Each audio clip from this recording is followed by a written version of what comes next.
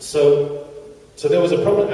African unity was actually quite, Africans understand imperialism. They're not, they've had a lot of experience of it, and they weren't very enthusiastic about AFRICOM, understandably.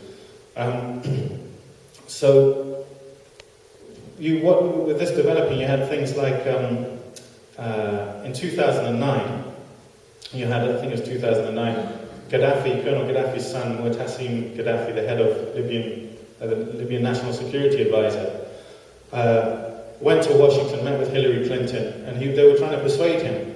They said, look, we need you to cooperate on, they had an initiative called Trans-Sahara Counterterrorism Policy or something like this. And, we need you've got this big terrorist threat, you need us there, you need us to come and to deal with it. And Mu'tassim Gaddafi's response was, well, no, we don't. We don't need you because we're already running very successful anti-terrorism operations. Gaddafi had been warning the US, not the other way around, about the danger of the Salafist militias, the very sectarian militias that were being sponsored by Saudi Arabia in that part of North Africa for decades.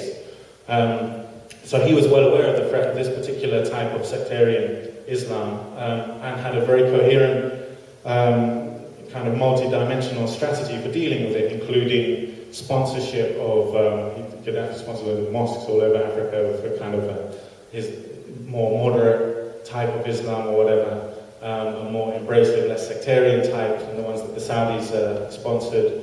The other component was very tight controls, border controls and so on armed groups crossing. He was also an expert, and this was acknowledged recently in an article in The Independent by Major General Jonathan Shaw, no less, who was the head of UK Armed Forces a few years ago and had a role in North Africa. So he understood the significance of Gaddafi as a leader with, he was always criticised for being in power for 42 years. Apparently that's terrible to have a lot of experience. But he did have a lot of experience in negotiating deals between the different tribes, a very complex situation of different tribes, including tribes like the Tuaregs, the Berbers and so on, who have legitimate grievances, demands for national sovereignty and so on, have been cut out of having a state of their own. Gaddafi negotiated several ceasefire deals where, for example, the Tuaregs would refuse to cooperate with the Salafist militias if they were given then support and funding from the states. If the states would address some of their grievances and so on. These ceasefire agreements held for a long time. So Jonathan Shaw said, well, now that Gaddafi's been destroyed, Libya's basically been turned into a safe haven for these kind of Salafist armed militias. Not just a safe haven, but they've been given the actual best communications equipment, night vision goggles, and weaponry has been put in their hands by NATO so that they could overthrow Gaddafi. And then they went on to loot all of the arsenal of Gaddafi's army once the army was incinerated. And so now Libya's become a safe haven for these, and the whole system of security has broken down. But back in 2009, when this meeting between Gaddafi's son and Clinton took place, it was working very effectively. And it was working effectively through not only the African Union, but a group called SENSAD, which is the Community of Sahel and Saharan States. Had formed by Gaddafi and Gaddafi's initiative in '98, 6 different countries in that region. It grew to having, I think, 23 different countries. Nearly half of the African states were involved under Libyan leadership, which was quite kind of unquestioned Libyan leadership, which obviously riled the US as well. And as I say, was working very effectively.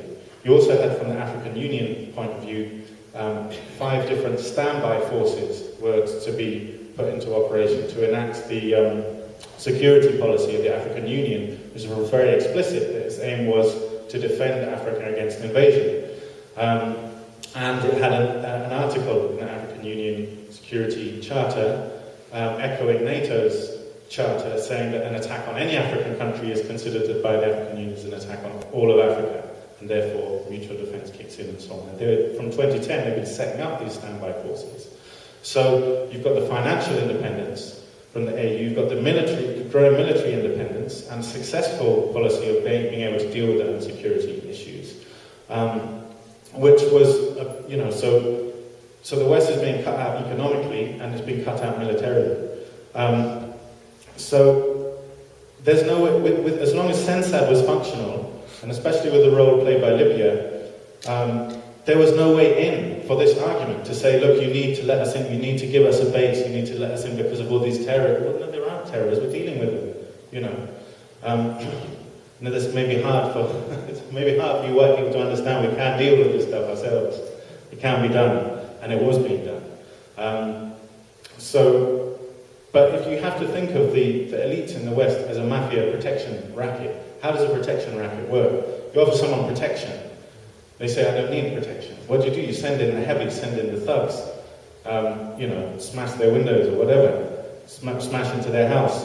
Now do you need protection? Actually a real mafia wants to create a situation where they're begging for protection, actually, by the end of, after the first rejection. So what's happened now? They've rejected AFRICOM consistently, and because they were able to deal with the security problem. Libya's been turned into a safe haven, so that now the security, the key main threat that was under wraps is now Libya's been turned to a safe haven to destabilize the whole region. And we can see that in Mali, with the groups that were armed and funded and trained by the West in Libya now going over to Mali to create mayhem there. Really, more and more stuff becomes clearer by the day. There was an interesting report on, I think, Jamestown Foundation. There's three, if you want to understand how to use the Marxist terminology, the imperialist bourgeoisie, the leaders of the transnational corporation, whatever you want to call them, the Western elites, to understand how these people think, there's three very important institutions you should keep a regular eye on. There's Jamestown Foundation, Brookings Institute, and Stratfor. And they release intelligence reports for the multimillionaires who want to know the reality on the ground because they want to know where to invest and actually what the security situation is. And they're thinking, these guys, about long-term policy, securing long-term energy security for the West and so on and so forth. A Jamestown Foundation report came out recently detailing in great detail the kind of tragedy of Libya, what's happened to Libya, and the total breakdown and dysfunctionality of that country now. And there's an interesting section about Libya's southern border. There's an area called, I think it's Al-Wig, I don't know how you pronounce it, Al-Wig is how it's written. And this area, it was clear that NATO clearly understood the strategic significance of this area, which is right on the southern border, bordering, I think, Niger, Chad as well. And they understood it because there was interviews with people, with some of the tribesmen who were armed to overthrow Gaddafi, and they said, look, they put so much emphasis on this place during the war against Gaddafi, and now there's nothing. We don't even get paid. We can't control the border anymore. So it's clear that they understood the significance of border security, but they're willfully and gratuitously allowing the groups that are there now to operate across the borders and so on. So there they are. They're in Mali. So you've got the thugs at the door. They've rejected your protection, and now they're being terrorized for it, and now they're begging for protection. And that can't be denied, that a lot of West African states are saying, look, we don't want these Salafist militias, sectarian militias coming and destroying all of Timbuktu and so on. We do want some aid, and unfortunately, they have to go back to the guys that they rejected the help from, who sent in the militias to get the help. So that's the way I see that whole picture. But I don't think that it's not lost though.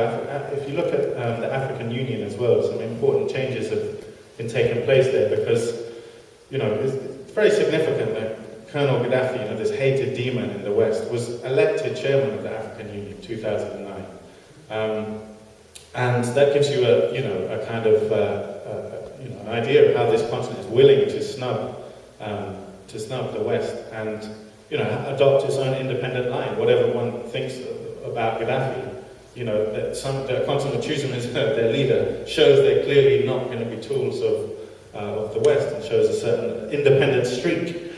Now, Gaddafi was replaced by a man called Jean Ping, from Gabon. Gabon, a very close ally with US, and Ping was rushed very quickly to recognize the new Libyan government that was installed by NATO. A lot of members were very unhappy at the way that he was very critical of Gaddafi and seemed to be playing into the kind of West war against Libya and so on. A lot of African leaders wanted to have a minute's silence. You know, the guy, Gaddafi was tortured and then executed, you know, just, about a year after he ended his chairmanship of the African Union. And Ping refused requests by other African leaders to have a minute's silence at the African Union summit that followed. But Ping's been replaced now. He was ousted by a lot of the southern African countries who really didn't like the way he basically helped to facilitate the NATO reconquest of Libya. And he's been replaced by a former South African foreign minister who was very close to Mbeki. And Mbeki wrote a scathing piece about NATO and Libya recently that you should look up and read, because again, what everyone thinks of Mbeki, he had it pretty much spot on Libya. So, you know, the African Union is no pushover, which is why they're going to these sub-regional organizations like ECOWAS to now justify this new round of intervention. Trying to, you know, kind of divide and rule again, try and give sub-regional groupings more importance to undermine the unity of the African Union. But yeah, I mean, it's in the balance, and I don't think it's sustainable. I don't think ultimately a military that's based on a declining, failing economy that doesn't really have any popular support, except for in as much as, you know, it creates a worse evil and says, then don't you want us as the lesser of the worse evils, as it's doing in Mali. I don't think that has any long-term sustainability. But I do think that we really should, in the West, we really need to rebuild the anti-war movement and be really clear about what's going on in this region of the world. And just, you know, the people the butchers of Fallujah, the massacres of Gaza, the sponsors of the Gaza massacre, you know, the liars of Iraq, these people haven't changed their spots. Their faces might have changed. It's still the same class in control. It's still the same people, it's the same tactics, the same policies, the same goals. They haven't suddenly become great human rights defenders. You know, referred to the tragedy of Iraq, and statistics don't do justice, but to create 2 million orphans in a country, 600,000 of them destitute, you know, how many personal tragedies? These are the same people doing the same thing now in Libya and Mali. And yeah, you know, we really need to not fall for their lies. And I think we need to get into the habit of assuming that the things from the mouths of these leaders are lies. You know, they've been we can't wait. You know, there's an excellent book just come out about Libya by a guy called Maximilian Fort called NATO's War in Libya and Africa.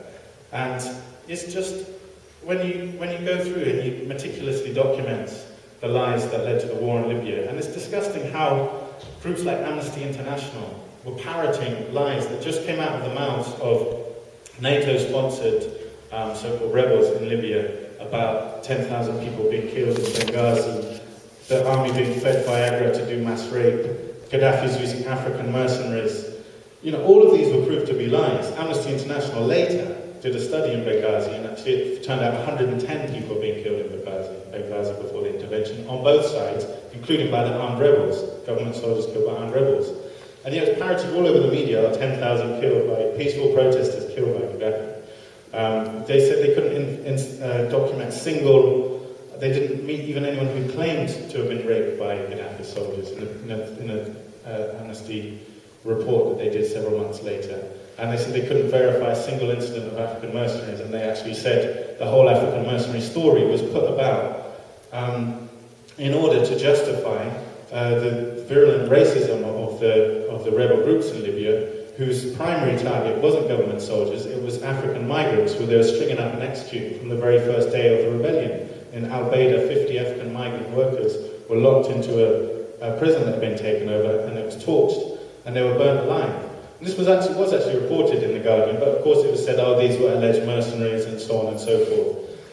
Okay, that's all well and good that months down the line, after NATO's already devastated Libya, Amnesty says, oh, do you know what, that was all a pack of lies. Thanks, but what were they saying at the time? At the time, they were parroting those same lies, and they were actually demanding that the UN security take action on the basis of these lies. So, you know, we need to get over that instinct that we always just, you know, take things at face value. Libya, things were being, you know, unverified comments on Twitter were being used as viable sources for news headlines, even for UN Human Rights Council to chuck Libya out of the UN on the basis of unverified Twitter reports and so on. I mean, it's beggars belief, and we learned nothing from the man in the taxi who said Saddam's weapons can reach London or whatever. You know, this single unworthy source or whatever, untrustworthy source that claim was traced back to. We need to assume these things are lies. We can't wait till after the event, until another country has been destroyed, and then say, oh, that's a shame. You know, we can't keep on doing that. So on that point, I think I'll end it. Thank you.